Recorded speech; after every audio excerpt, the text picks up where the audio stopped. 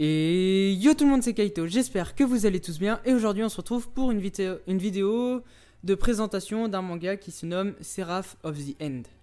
Donc le titre original c'est Owari no Seraph. Il a été créé en 2012.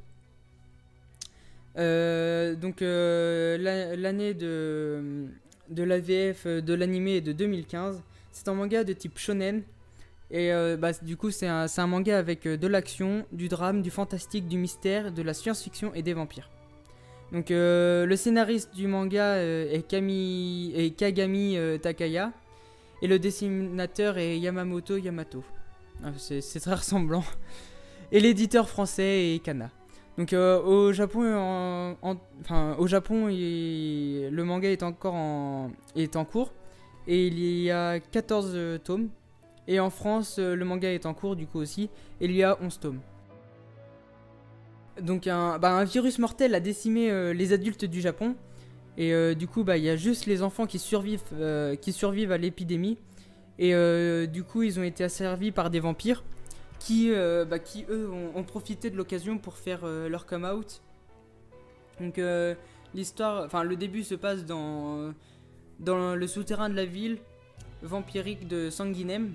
Et donc le héros Yuichiro et son frère adoptif Michael, leur nom de famille Yakuya, sont deux jeunes esclaves chargés de donner leur sang aux aristocrates qui ont besoin de soulager leur soif.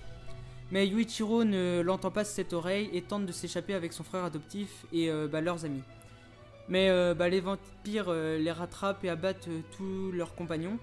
Michael se sacrifie pour permettre à Yuichiro de s'échapper de la ville vampirique. Une fois à l'extérieur, Yuichiro découvre un monde intact et comprend que cette histoire d'épidémie n'était peut-être qu'un mensonge pour asservir les enfants. Il décide du coup de rejoindre la résistance contre les vampires pour délivrer les esclaves et venger la mort de Michael. Mais ce qu'il va découvrir sur l'origine de l'épidémie risque fort de lui déplaire. Donc mon avis, pour moi c'est un manga qui est très bon.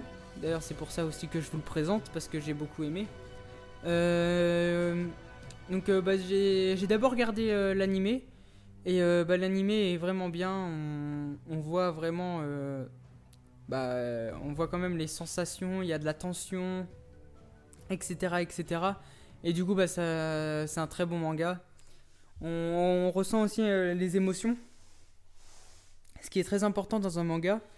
Et du coup c'est tout ça qui fait que le manga est génial. D'ailleurs les couvertures des tomes sont super belles. Et je vous disais ça en bonus, on va dire. Et donc voilà.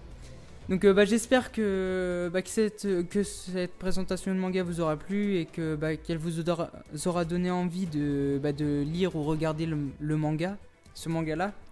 Et moi je vous dis à la prochaine pour une nouvelle vidéo. N'hésite pas à liker, à partager et à t'abonner, ça me ferait super plaisir. Et moi je vous dis bye bye.